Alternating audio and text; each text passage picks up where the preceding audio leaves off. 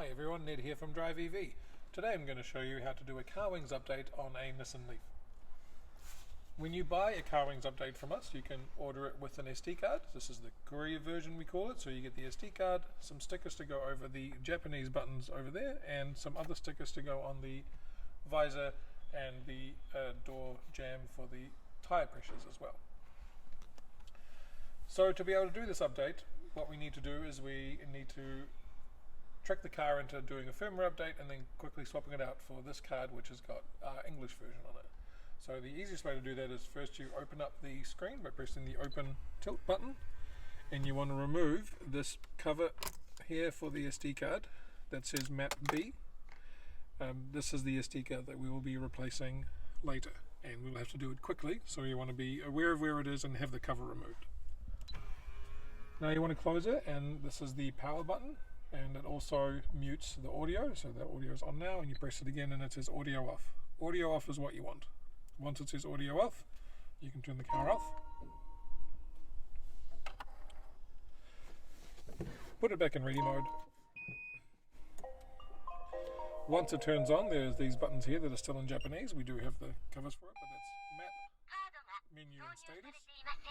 We want the map button. We want to press that 3 times, followed by twice on the power button, and then once again on map. So now that it's back on, you go 1, 2, 3, 1, 2, 1. And you get into the secret menu, as they call it. From here, it's in Japanese, so hard to follow, but you want to press the bottom button, and then I always press the double arrow down ones. And down here, you've got this 1, 2, 3, 4, 5, 6, 7, 8 character thing, and I always sort of figuring out by the little round swoopy thing that I pretend is a steering wheel symbol, and that's what I use for the language conversion. So you want to press that, and at this point it's going to start the update. So what we have to do is we have to press OK, and then quickly open the screen, remove the old SD card, plug the new one in. Now if this is your first time trying this, it'll probably take a few times. You might have to, after 3 or 4 tries, go and have a cup of tea, come back to it and try it again.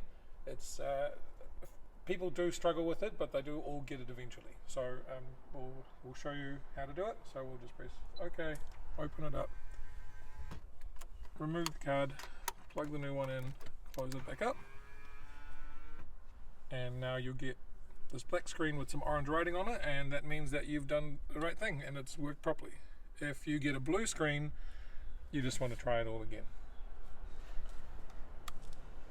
At this point, the car is going through and it's creating a DAT file, which is essentially the fingerprint file of the car, and that is what we use to create a key file from it.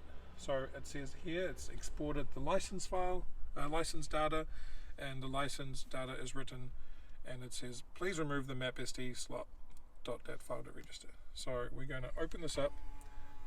At this point, the easiest is to leave the car on if you can, and we'll be taking this to a car and we'll be removing the .dat file from it, and we'll be sending it to us for us to create a key. This can take up to a day. If you call me beforehand, so I'll try and be there in advance so that you can leave the car on. You send the DAT file to keys@driveev.co.nz, and then we'll send you back a key from that DAT file, and you just put it back on the SD card and stick it back in the car to continue. If it is the weekend or after hours or we're not available, at this point you can put the original SD card back in the car and power cycle it, and it'll come back to the old Japanese version, so you can still use the car, you can still drive it, and then when you get the key file back, you just start the process again with that 3, 2, 1 button press with the DAT file loaded on the SD card, and it'll continue on the update from there on. Alright, we're at the computer now, and we've just inserted the SD card into the computer, and it's popped up, so this is what it looks like. And on the SD card is this file here, which is a bunch of digits .dat, and that's the DAT file that we want. There are 2 more DAT files on there, like drstr001.dat and mman001.dat. Don't worry about those. You want the one that's got some numbers followed by .dat, and that's the one you want to send to us. So you want to send that to keys@driveev.co.nz. And after you send that off, you get back a key file, And once you download that, you simply drag it onto the original SD card. You don't have to remove anything off the original SD card. You just add the key file. As you can see, it's got the same digits followed by a .key instead of .dat, so that you can compare the two. They should all be the same. And from there, we can remove the SD card and plug it back into the car. And now that we're back in the car with the SD card, we simply put it back into the same slot. At this point, you can also put the cover back on if you like, and close the screen back up. On the screen it says insert it into the map slot and power off and on to continue. So at this point we can turn the car off and back on.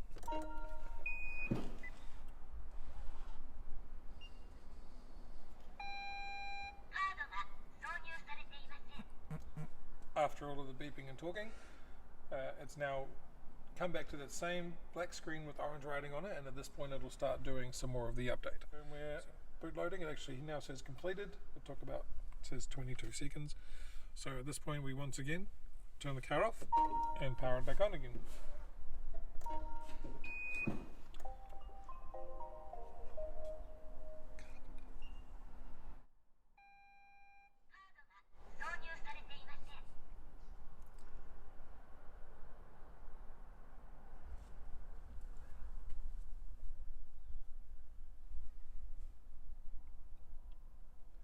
So at this point it is starting the update. It says it'll take about 30 minutes and it will take quite some time.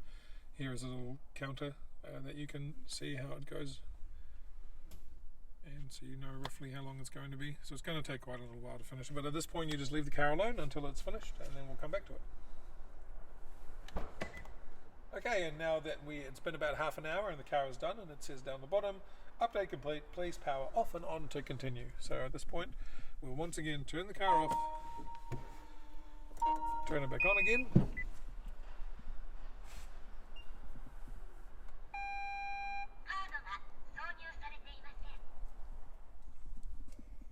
right, now that it has rebooted, it's ready to go, and it'll also show you that you're in Australia now. Don't worry about that, that's pretty normal. At some point it'll update itself when it actually talks to GPS. We're currently inside a big metal shed, so it's not going to work. If you do start driving around and you find that your time's not working and your GPS isn't working, then maybe someone has unplugged your GPS previously. That was an old fix for setting the time. So you'll just have to remove the head unit to plug the GPS in. It's actually quite easy. You simply yank on this top here and then you pull this off. And at this point you can remove this. There's a few clips and then there's just some screws to remove the stereo. I won't take it all out, but that's just to show you where to pull and how hard to pull. I will just quickly show you how you can change the clock in this when it comes to summer and winter time, because some people can't find it. So if you go to settings, you have to go to, you go back to main menu, settings, other, and the clock is there.